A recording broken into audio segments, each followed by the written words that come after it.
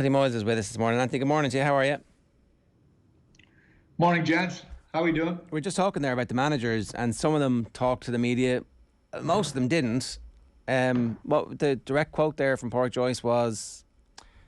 Sorry, 2 seconds. I have it here. I have no interest in the GPA. I never have. It's beyond my pay grade to talk about the GPA, to be honest, so I don't know. When asked about the expenses issue, that was his response. But he did talk to the media, although it seems as if the GPA asked the managers not to talk to the media. It's kind of, it's like, I mean, it's not really beyond your pay grade, is it? It's beyond mine, Ger. Look, I think there's always been this really weird relationship with some people and the GPA, in the sense of you have a situation where the situation where, say, even like O'Rourke, I saw a clip of O'Rourke last night on the Sunday game. You know, Tom Parsons was hardly looking at him, and O'Rourke has been a guy who's probably poked the bear an awful lot with regard to the GAA in various different articles. Some kind of fellas would think that the GPA are overstepping their mark. They're getting involved in too many areas. But like the ultimate thing in here is there was a contract which was there. There was an agreement which was there. It changed for COVID, which you can understand, right? But the agreement was that once we got back to a normality with regard to playing and training and everything else, that the agreement that was in place before would be reverted back to, and it hasn't been reverted back to. And I think the GPA are well within their stance, and the players are obviously very annoyed and very frustrated that this is going on. So, like, I mean, the GAA, rather than letting this thing go on and just kind of trying to, I suppose, hold the GPA off at arm's length, need to get a grasp of this, because, to be fair to them, they seem to be, emboldened by this, the GPA, and they seem to be, they're willing to probably go to the next level, which you would imagine is some kind of I don't know if there's going to be an all-out strike, but certainly there's going to be some type of action. Yeah, well, let's wait and see exactly what happens, and we'll come back to that, because there's plenty of actual football to talk about at the weekend. I mean, I started off on Friday by saying we never talk about Meath. Let's talk a little bit about Meath, because they were pretty good. Yeah, they were. They were. They won the game in the first half, Ger, really, playing against the Breeze, which is always, pretty ferocious in Navan. Even on a calm day, it can be bad enough. So, they were, I suppose, first thing for them, they were playing at home. Second thing, they as I said, they played really well against the Breeze, moved the ball well, ran at angles, got some nice scores. Harry Hogan in goal has just been a revelation. The way he strikes the ball is impeccable. He's a left-footed kicker. He literally takes 2 steps, be it on kickouts or indeed his free taking, and he's unerringly accurate. I think he got 5 in a row, or maybe 6 in a row. He missed a couple then, but he probably could have ended up with 8 or 9 scores, which is unbelievable from a goalkeeper. As I said, he has that strike where he just stands behind it and bang, you're in no doubt. So we played well, but Cork were absolutely, they were desperate here, like really, really poor. A lack of intensity, a lack of tackling, single kind of a lot of individual stuff, even in tackling, a lot of individual man on man, no guys helping each other, no communication, and then completely, like with a Breeze, isolating guys up in the forward line like Hurley, giving them the ball, and then no runners off them. Like, forwards gathering the ball inside with maybe 2 Meath men on them. They might get away from the Meath man, and then still no cavalry, no one coming to support. And, very, very frustrating. Now, it's funny, I thought about it last night, and I was thinking to myself, geez, if maybe the best thing for Cork would be, and I'm not sure about this, but I don't know if they meet Kerry in the Munster, but maybe the best thing for them would be to meet Kerry and get an absolute annihilation, because that's what it would be.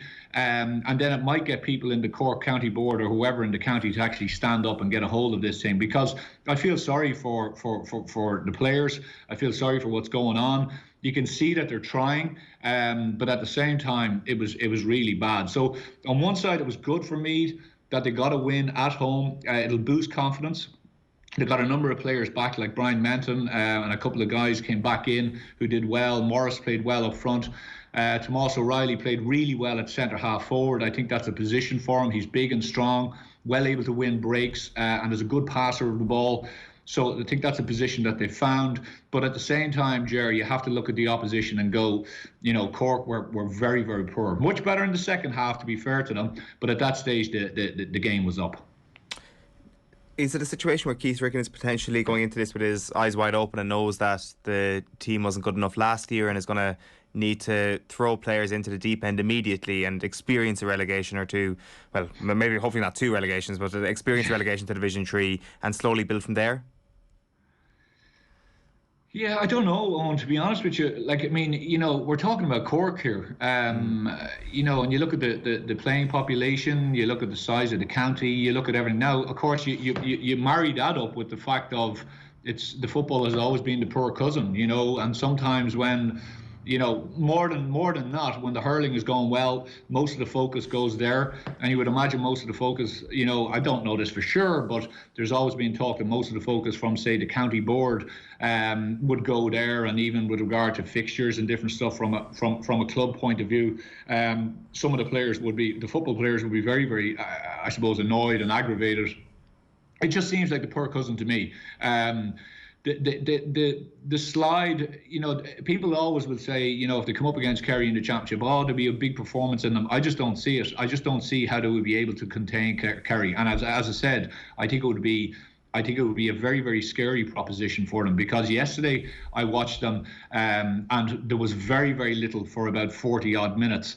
And even when they started to tackle Meath a bit more, with a bit more intensity, and they got stuck in a bit more and they showed a bit more passion, they still were pretty devoid of ideas up front. The second half suited them a bit more. They had a bit more of a running game. But I don't know, Owen. No manager wants to go in and say, listen, you know what? We're going to blood players and we're going to get relegated. Ultimately, you want to blood them and you want to see a reaction and you want to try to get a couple of scalps and get a couple of performances. But, it's a very, very tricky situation for them now. Very tricky situation for them, and I suppose Meath were not lucky, but it was fortunate that they met a team who were also lacking in confidence. And once Meath got a bit of run on them in the first half and opened up a bit of a gap, there was really only going to be one winner in that game. All right, let's talk about the Division 1 games then. Let's start with the best team in the country at the moment, and that's Kerry, grinding it out against Mayo in difficult circumstances, without Sean O'Shea, without Paul Murphy. How will they feel after that match in terms of their All-Ireland credentials and everything all the questions that we've had about them over the last couple of seasons? I think they'll be frustrated, actually. I tell you what glaringly obvious to me is the loss of O'Shea. I thought they were a little bit rudderless in their half forward line. I thought they were not. What I mean there is, at that pivotal 11 position. I'm not saying, I can't remember the guy who came in for O'Shea. Sorry, Jack his name Savage. Yes, correct. I'm not saying that he had a poor game, but he's just not Shawnee O'Shea. And he hasn't got that ability to find the pass, but to also drive the players. And he's not a focal point really for the team. So what happened was, I thought there was a lot of there was a lack of urgency sometimes. When they did get the ball in well, it was usually Paddy Clifford trying to find David inside, and he was killing the Mayo cornerbacks and fullbacks, and he was playing really, really well, and he put kind of Kerry on his shoulders for the first half certainly, and for most of the game. But it's something whereby if I was in opposition, you're kind of saying, right, this is something that we can look on. Even if O'Shea is playing, we need to make sure that we do our best to try to lessen his influence as much as possible.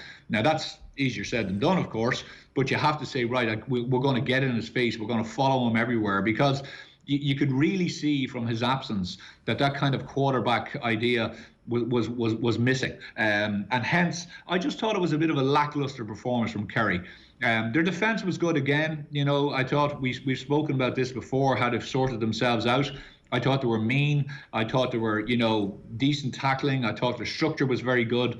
They kept that central column very, very tight, and more often than not, Mayo lads just kind of ran down cul-de-sacs, got stripped of the ball, and I think really Kerry probably should have won that game by more. But in hindsight, then when you come to the end of it, Mayo had opportunities to level it and even had potentially an opportunity to win it. Paddy Durcan made a couple of wild shots near the end. But yeah, from a Kerry point of view, I'd say it's frustration, Ger. I really do. I think they will come away from that game and say, well, actually, hold on a second, we need to knuckle down a bit more, and we're not really where we thought we would be because.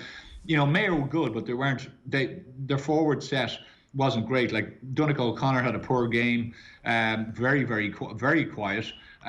Really, the whole game nearly for them rested on O'Donoghue's shoulders. Now he played very, very well, won his own ball, took his own scores, kicked his frees well, and he really impressed me. I wasn't massively a big fan of his. But I thought on Saturday he really grew actually, and he really came of age. I think Kerry would have been happy enough with the draw actually at the end if it wasn't for the too late freeze gifts given to them by Aidan O'Shea. But I think you thought Aidan O'Shea overall had a good day. I think O'Shea had one of his best games. I've seen him in a long, long time. I really do. He hardly ever wasted a ball, and I thought he was unlucky. Now, yeah, the one to drag around, and I thought the one previous to that. Where I can't remember, someone jumped over his foot. I thought he was harsh done by on that one. But I thought he had a really, really good game. He was kind of carrying the ball out from the full back line, and he was doing it. Sometimes before he's done it kind of in second gear, whereas this time he was actually really trying to inject as much pace as he can. And once he was getting into space, and he gets his head up all the time, and he's a very heads up type of player, and his hand passing is excellent. And also, he attracts players to him then because fellas want to get a hit on him. So fellas come at him to hit him, and he has the physical strength to either power through them or slip hand passes off and go again. So I was mightily impressed by him actually. I thought he had a very, very powerful game. And him doing that role actually would allow the likes of Keegan and O'Hora and these guys to actually take a bit more of a break, and when they go then to be a bit more effective rather than having to go every time from the full back line, with say the likes of Ruwan having to go every time from midfield. So I think Horan, whether he plays that role again or not, I thought he was really, really good on Saturday. Okay, a quick word about the Dubs. We've been saying don't write off the Dubs. Everybody was writing off the Dubs, but they're not back, but they're definitely All-Ireland contenders, right? Yeah. But look, I think we spoke about this on Friday, Ger, and I was just saying that if they go up there and they win this game, it's an enormous fill-up for the team and for Desi and everyone else that will feel that okay, we've come up here and we've taken the scalp of the All-Ireland champions. Now, I suppose if you strip that back, what happened? Well, they got a number of the players that we discussed that were due to come back. So straight away, those guys, you can see, like literally in an instant when they get the ball, their DNA is so primed to do the right thing with the ball more often than not. So James McCarthy gets the first ball. You see him, if you watch the video of the game, he's standing, there's a bit of a free, he takes off, he burns his man, he runs beyond the player, he gets into possession, he touches the ball around 3 or 4 times, and he just naturally fits back in, and he does the right thing with the ball. The same with Merchant.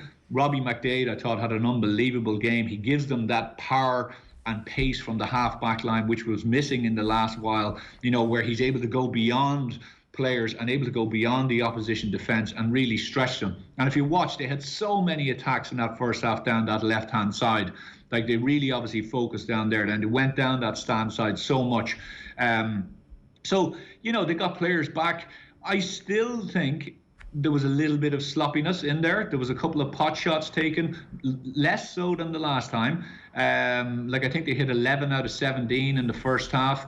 I think the game, they could have been well out of sight. I think the game was pretty much over at halftime, obviously with the sending off, but they could have been way out of sight because they actually missed a couple of handy ones as well. But there was a definite noticeable difference that they were trying to find the right guys with the ball. I think it was around 13 or 14 minutes. They went down the left-hand side and they sought Costello out. A couple of players, Lahif had a ball or had the ball in his hands. Scully had the ball, but they sought Costello out. They eventually gave it to Costello, and I thought he was really, really good at a time where the game was only finding its feet. he tore. First thing he had in his mind was just run straight at Kerry or straight at the Tyrone defence, caused guys to miss, and he got some vital scores to kind of settle Dublin. So look, we've spoken about this. They still have guys to come back. Are they the finished article? Not by a long shot, but I thought their defence was good. I think Tyrone, bar that spell in the second half where they kind of kicked a few scores, they never really looked like winning the game, to be honest. Yeah.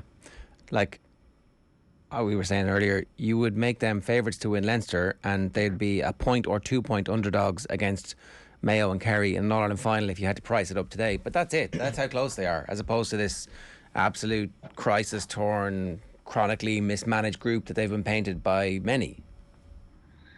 Yeah, I think so.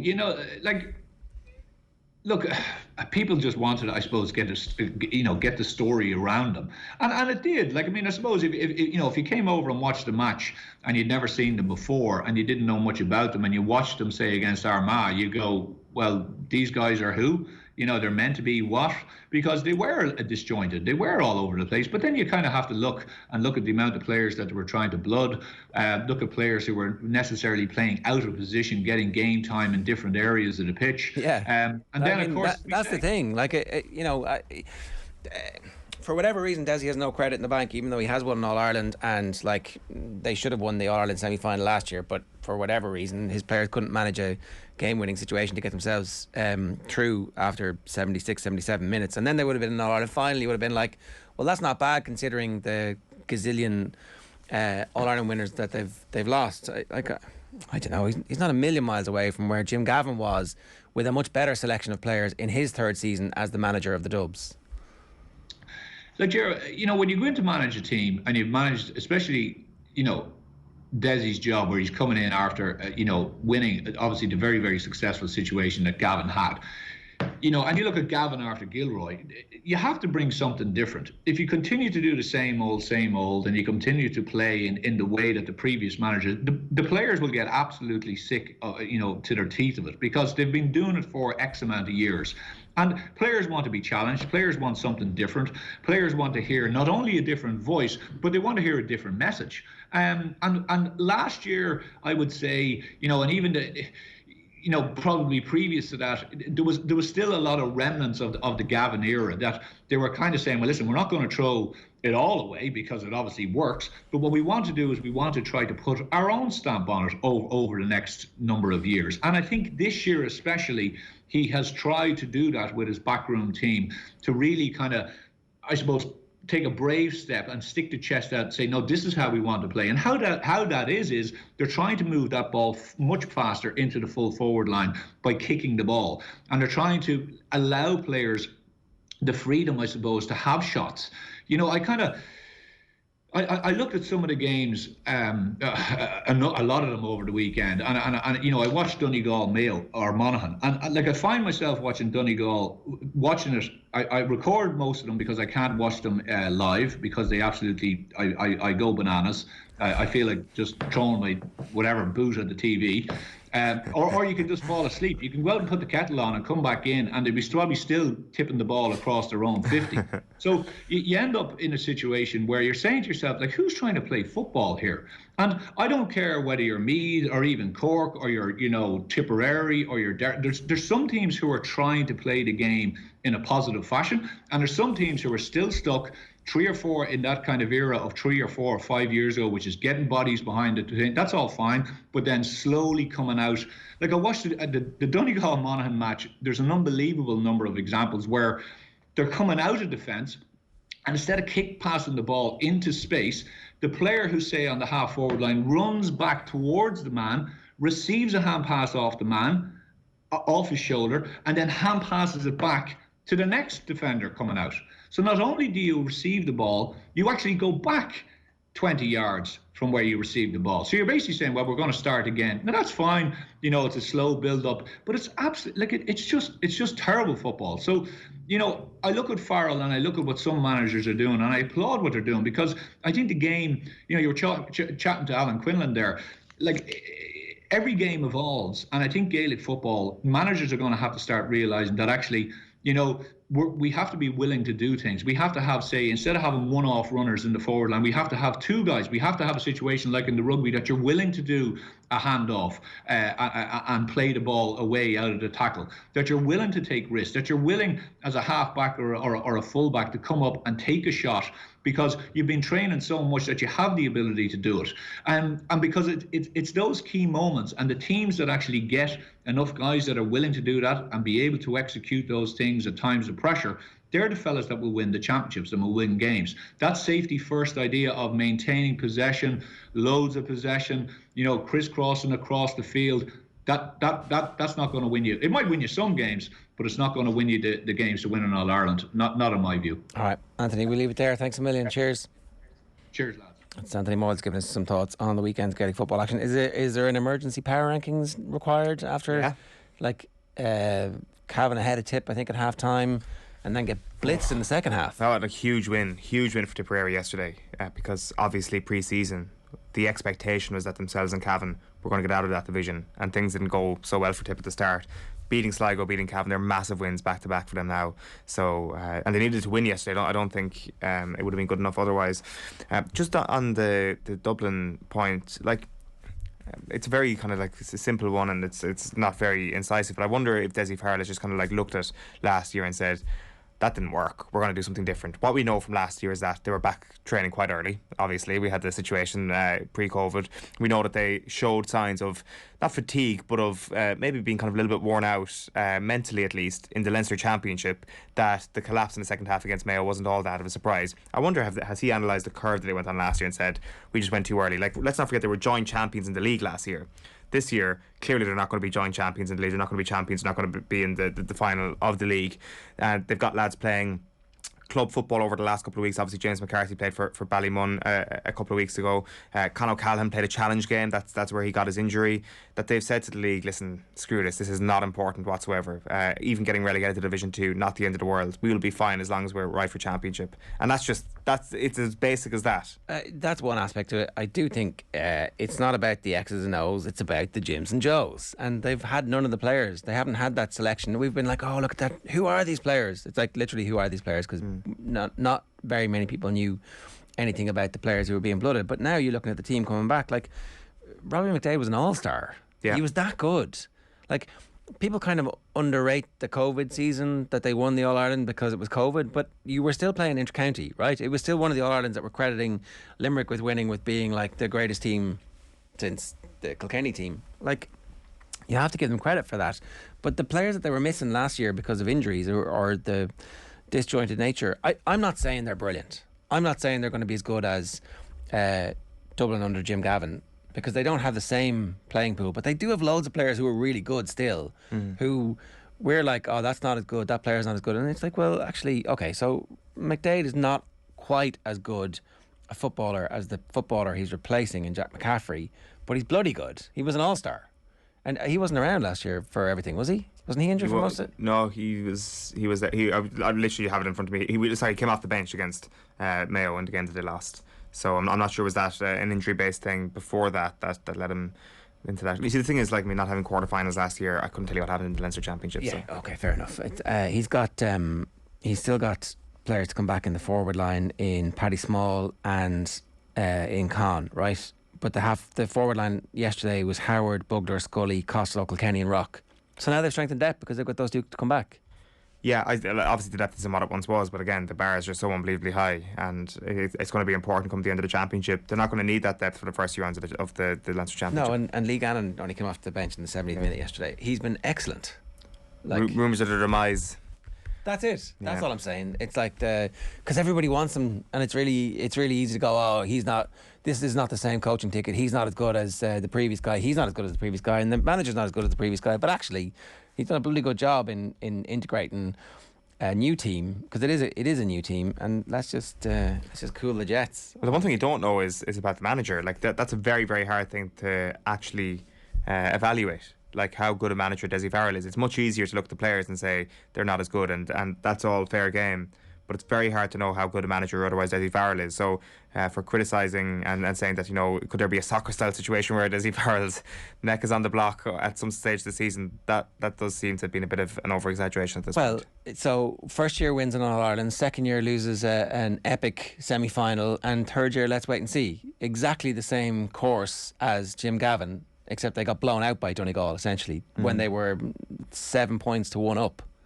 Like, it's almost exactly the same when you think about it. They didn't get blown out in the second half by Mayo. They got blown out in extra time. So maybe it's almost exactly the same. I do think that the people are looking at the 2013-14 Dublin team as a much better team than this current Dublin team. Yeah. So I mean, so is it easier to do a good job with those players, or is it easier to do a good job with these players? Who had the better hand there? Well, obviously Jim Gavin did, and but Jim Gavin's the greatest manager of all time, and Desi's nowhere near him. You can't compare the two of them because this guy's a genius and this guy's not. But hang on a second, where's that? You're forcing me to argue for a point here that I don't actually believe in that I don't believe Dessie Farrell is a good manager. Things I don't know. I do it anyway, yeah. True, yeah, we do it all the time. OTB AM is brought to you live each morning by Gillette Labs for an effortless finish to your day. I just do think it's been kind of very, this guy is great and this guy is not great, because we've seen this guy be great, but actually, there was an evolutionary process there where Jim Gavin obviously does become a great manager, but did have better players.